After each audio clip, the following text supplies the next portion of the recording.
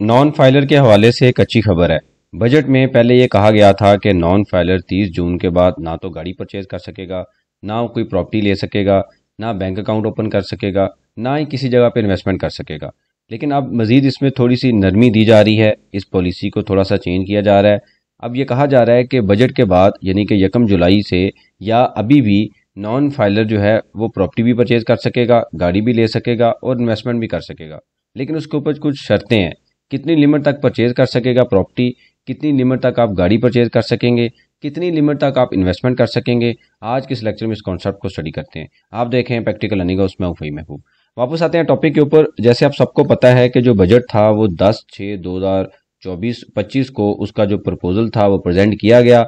Budget के अंदर काफ़ी चीज़ें डिस्कस की गई।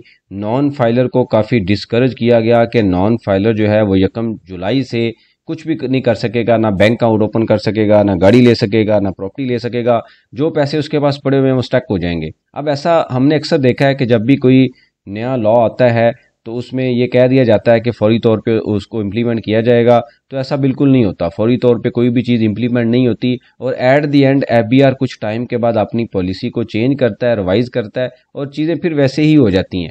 लेकिन अब ये कहा जा रहा है कि अगर आप इस न्यूज़ को स्टडी करें तो यहाँ पे लिखा हुआ है कि हुकूमत ने नॉन फाइलर के लिए कार, घर, प्लाट की खरीदारी, सिक्योरिटीज में सरमायाकारी और बैंक अकाउंट में पाबंदी पर नरमी का इत्तेफाक किया है। और ये और कुछ लिमिट भी दी है। क्या लिमिट दी है वो मैं भी आपको दिखा देता हूँ। तो सबसे पहले आपने कॉन्सेप्ट स्टडी करना है कि फाइलर, लेट फाइलर क्या था। मैं आपको थोड़ा सा बैकग्राउंड बताता हूँ कि ये सारी चीज़ें क्यों की जा रही हैं। तो 30 जून 2024 से पहले पहले जो दो कॉन्सेप्ट यूज होते थे, या तो कोई फाइलर था या क्या था, नॉन फाइलर था। इसको किसी ज़माने में एक्टिव और इनएक्टिव का वर्ड भी दे दिया गया था। मतलब फाइलर, नॉन फाइलर के बाद एक्टिव, इनएक्टिव आ गया। उसके बाद क्या हुआ, 1 जुलाई को एक नया वर्ड ऐड कर दिया गया, उसका नाम था लेट फाइलर। मतलब अगर आपने टैक्स रिटर्न टाइम पे फाइल की हुई है तो आप फाइलर हैं, जिसको हम कहते हैं प्रॉपर फाइलर। और अगर आपने टैक्स रिटर्न टाइम पे फाइल नहीं की, बाद में की, ड्यू डेट के बाद, तो आप क्या होंगे, लेट फाइलर। लेट फाइलर का जो कॉन्सेप्ट था वो सिर्फ और सिर्फ तब अप्लाई होता है जब आप प्रॉपर्टी बेचते हैं या खरीदते हैं। अब इससे पहले क्या होता था कि 3% रेट था फाइलर के लिए और 6% रेट था नॉन फाइलर के लिए।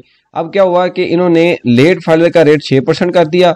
इसका फाइलर का तो 3% ही रखा, जो लेट फाइलर था उसका रेट 6% कर दिया और नॉन फाइलर का रेट 10% कर दिया। अब लोग क्या करते थे कि यहाँ पे टैक्स को बचाने के लिए टेम्परेरी तौर पे फाइलर बनते थे और बाद में टैक्स रिटर्न फाइल नहीं करते थे। 3% का बैलेंस लेते हैं, बेनिफिट लेते हैं और बाद में रिटर्न फाइल नहीं करते। एफबीआर उनके पीछे पीछे होता था कि रिटर्न फाइल करें, वो कितने लोगों के पीछे हो। तो इस वजह से उन्होंने एक पॉलिसी बना दी कि अगर आपने टाइमली रिटर्न फाइल की तो 3% होगा, लेट फाइल करेंगे तो 6% होगा, नॉन फाइलर होंगे तो आप 10% होंगे। लोगों ने कुछ कुछ यहाँ से कुछ जो है नॉन फाइलर से लोग ट्रांसफर हुए फाइलर में। लेकिन अभी भी क्या करते हैं लोग, जो है वो नॉन फाइलर का ही टैक्स जमा करवाते हैं और टैक्स नेट में नहीं आना चाहते। इस वजह से इन्होंने एक एक्शन लिया कि इनकी सारी चीज़ें जो है ब्लॉक कर देनी चाहिए। सबसे पहले तो ये काम किया गया, लेकिन अब थोड़ा सा उसको नरम किया गया है। अब ये कहा जा रहा है कि अगर आप नॉन फाइलर हैं और 70 लाख तक की गाड़ी ले रहे हैं तो आप ले सकते हैं, आपसे नहीं पूछा जाएगा। लेकिन 70 लाख से ऊपर अगर आपने गाड़ी लेनी है तो पहले आपको टैक्स रिटर्न फाइल करनी पड़ेगी और आपको सफिशिएंट रिसोर्सेज भी दिखाने पड़ेंगे। ऐसा नहीं है कि सिंपल टैक्स रिटर्न फाइल करें और पैसे आप दिखाएं ना, जाके गाड़ी ले रहे हैं, ऐसा नहीं है। मैं नीचे थोड़ा सा आपको एक्सप्लेन करता हूँ थोड़ी देर बाद कि एलिजिबल और इन एलिजिबल का मकसद क्या है, अहल या ना अहल है, उसको इसके साथ कैसे कनेक्ट किया जाएगा, लिंक किया जाएगा। उसके बाद ये कहते हैं कि जी अगर 10 करोड़ तक, अगर कोई नॉन फाइलर जो है वो 10 करोड़ तक कमर्शियल प्रॉपर्टी लेता है तो वो ले सकता है, उससे हम नहीं पूछेंगे। लेकिन 10 करोड़ के ऊपर की जो प्रॉपर्टी होगी तब आपको टैक्स रिटर्न फाइल करनी पड़ेगी। कमर्शियल के अलावा जितनी भी प्रॉपर्टी है, रेजिडेंशियल है, दूसरी है, इंडस्ट्रियल है, वो अगर आप 5 करोड़ तक या इससे ज्यादा, इससे कम लेंगे तो आप चाहे नॉन फाइलर हैं, आपसे नहीं पूछा जाएगा। लेकिन 5 करोड़ से ऊपर की प्रॉपर्टी लेंगे तो आपसे पूछा भी जाएगा।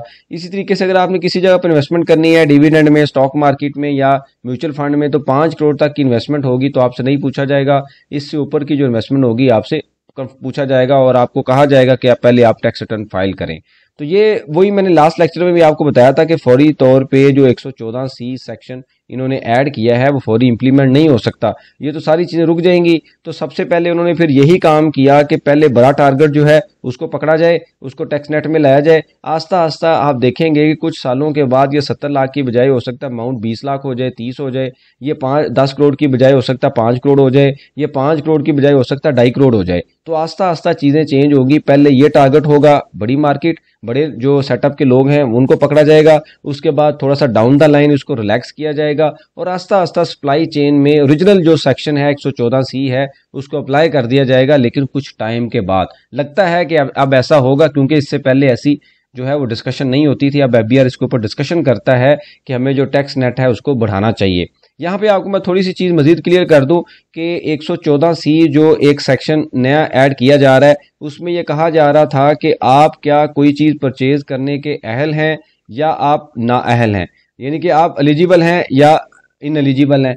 अब होगा क्या कि अगर आपने फॉर एग्जांपल 70 लाख से ऊपर की गाड़ी परचेज करनी है, 70 लाख से ऊपर की आपकी फॉर एग्जांपल 1 करोड़ की आपने गाड़ी 10 मिलियन की परचेज करनी है, तो ऐसा नहीं है कि आप टैक्स रिटर्न आपने फाइल की हो जाके गाड़ी ले रहे हैं। आपको FBR की वेबसाइट से एक सर्टिफिकेट देना पड़ेगा जिसको हम बोलेंगे एलिजिबल सर्टिफिकेट। वो ये बताएगा कि आप ये चीज़ लेने के अहल हैं, आपके पास कैश अवेलेबल है और आप ले सकते हैं। फिर जाके जो भी डीलर होगा वो आपका जो ऑर्डर है प्रोसेस करेगा, या जो कार जो कंपनी है वो आपका ऑर्डर प्रोसेस करेगी, अदरवाइज आपका ऑर्डर प्रोसेस नहीं होगा। इसी तरीके से प्रॉपर्टी के केस में अगर आप 10 करोड़ से ज़्यादा की प्रॉपर्टी ले रहे हैं तो पहले आपको अहल का सर्टिफिकेट देना पड़ेगा। उसके बाद जो भी लैंड कार्ड डिपार्टमेंट है या जो भी अथॉरिटी है, सोसाइटी है, फिर आपको अलाउ करेगी कि आप प्रॉपर्टी परचेज कर सकेंगे। इससे पहले आप या सर्टिफिकेट नहीं देंगे तो आप वो प्रॉपर्टी परचेज नहीं कर सकेंगे। आपको याद होगा कि 7E का सेक्शन ऐड किया गया 2022 में, जो कि अभी तक सुप्रीम कोर्ट के आगे पेंडिंग है। ये क्या होता है कि अभी मैटर पेंडिंग है, लेकिन जब आप प्रॉपर्टी सेल करने जाते हैं तो आपको सोसाइटी ये कहती है जी 7E का सर्टिफिकेट ले आए। अगर आप सर्टिफिकेट नहीं देते तो आपको 1% एक्स्ट्रा टैक्स चार्ज किया जाता है। तो ये वहां पे रोक जाती है चीज़ जहां पे चीज़ कोई ऑनरशिप ट्रांसफर होगी। तो इसी तरीके से अगर आप इस लिमिट से ऊपर जाएंगे तो लैंड कार्ड जो अथॉरिटी है वो प्रॉपर्टी रोक देगी।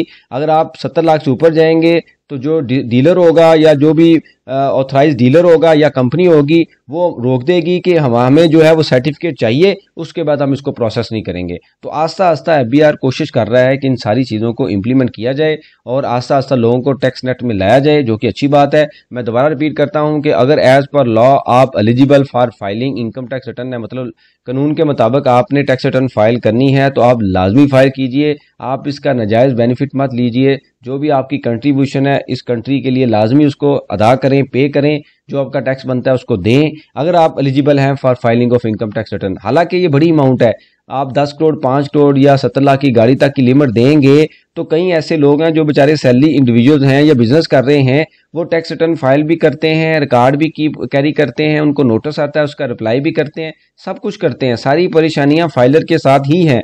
नॉन फाइलर क्या करता है, वन टाइम टैक्स डबल देता है, ना वो रिकॉर्ड रखता है, ना उससे पूछा जाता है, वो एंजॉय कर रहा है, पैसे कहाँ से आते हैं उससे नहीं पूछा जाता। तो ये सारी चीज़ें जो है बैलेंस करके चलनी चाहिए कि अगर टैक्स पेयर जो है प्रॉपर टैक्स रिटर्न फाइल कर रहा है उसमें और नॉन फाइलर में एक डिफरेंस रखना चाहिए, जो कि बिल्कुल IBR के ऊपर इसके ऊपर पॉलिसी क्लियर होनी चाहिए कि अगर आप फाइलर होंगे तो ये काम होगा, नॉन फाइलर होगा तो ये होगा। हो सकता है फाइलर को टैक्स नोटिस के से कोई रिलैक्सेशन मिल जाए, नॉन फाइलर को ना मिले। इस तरह की चीज़ें करने से इंकरेजमेंट जो है वो पैदा होगी। ओबियसली जब आप इंकरेज करेंगे इस तरह की कोई रिलीफ दे के तो लोग टैक्स नेट में भी आएंगे। बहरहाल अभी तक यही है कि फाइलर के लिए, नॉन फाइलर के लिए थोड़ी सी लिमिट प्रपोज की गई है। अब लेट्स सी ये अप्रूव कितनी होती है। अपेरेंटली ये लगता है कि अप्रूव हो जाएगी। उसकी रीज़न ये है कि अगर ये नहीं करेंगे तो सारी चीज़ें स्टक हो जाएंगी। आपके पास कोई भी रेलिवेंट सजेशन हो, क्वेश्चन हो, मेंशन कीजिए, इसके ऊपर हम डिस्कशन करेंगे ताकि जो लर्निंग का प्रोसेस है कंटिन्यू रहे। बहुत शुक्रिया, जज़ाकल्लाह।